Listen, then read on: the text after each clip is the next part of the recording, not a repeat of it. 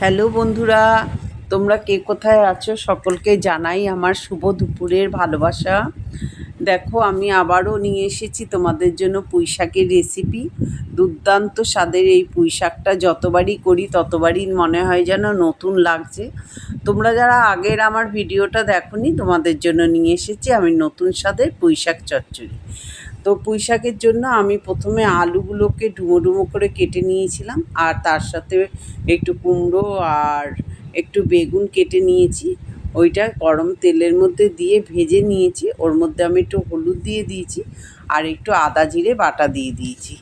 আমি এবারে পুঁই শাকগুলো যেই আলুগুলো সিদ্ধ ভাজা হয়ে গেছে, এবারে এর মধ্যে মশলা কষা আলুর মধ্যে আমি দিয়ে দিচ্ছি কেটে রাখা পুঁই শাকগুলো।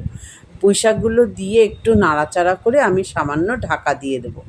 আমি অপর্ণা, ওয়েস্ট বেঙ্গল কলকাতা থেকে বলছি। তোমরা যারা জানো তো জানো, তোমরা যারা জানো না তোমাদের জন্য নিয়ে এসেছি আমি নতুন ধরনের রেসিপি। আমি অপর্ণা দি। দেখো তোমাদের কেমন লাগছে তোমরা অবশ্যই কমেন্টস করো, আর আমার ভিডিওটা পুরোটা দেখার জন্য তোমাদের কাছে অনুরোধ রইল।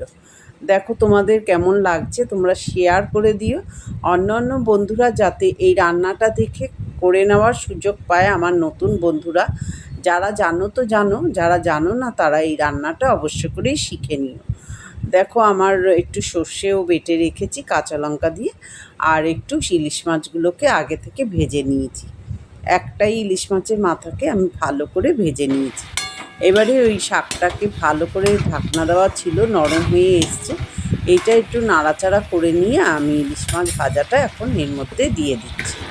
দেখো ইলিশ মাছ ভাজা দেওয়া হয়ে গেল। এবার নাড়াচাড়া করে নেব। এই হালকা জলের মধ্যে এটা ভাপে ভাপে সিদ্ধ হবে। পরে আমি আবার আরেকটু জল দেব, কিন্তু এক্ষুনি নয়, এটা কষা হয়ে গেলে আর তারপরে আমি জলটা দেব। তো আমি একটু আর একবার ঢাকা দিয়ে রাখছি। তোমরা এই ধরনের রেসিপি দেখতে যদি পছন্দ করে থাকো তাহলে আমাকে কমেন্টস করো। আমি অবশ্য করেই নতুন কিছু শিখতে চাইলে আমি তোমাদের উত্তর দিতে বাধিত থাকবো। দেখো কীরকম করে আমি শাকটাকে আবার ঢাকনা দিয়ে নিয়ে এলাম। দেখো একদম সম্পূর্ণ কষা হয়ে গেছে।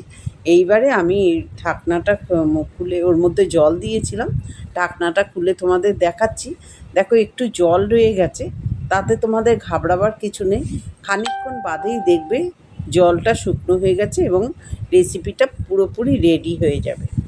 আশা করি তোমাদের ভালো লাগছে। আমাদের এই এখন পুঁই শাক চিংড়ি মাছ দিয়েও খাওয়া যায়, পুঁই শাক অনেক কিছু দিয়ে, ইলিশ মাছের মাথা দিয়েও খাওয়া যায়, করছি। আর পুঁই শাক কাতলা মাছের মাথা দিয়েও খুব সুন্দর হয়।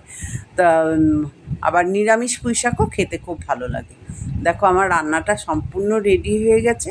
তোমরা যারা দেখছো সকলকে আমার আন্তরিক শুভেচ্ছা জানিয়ে এখানেই শেষ করলাম।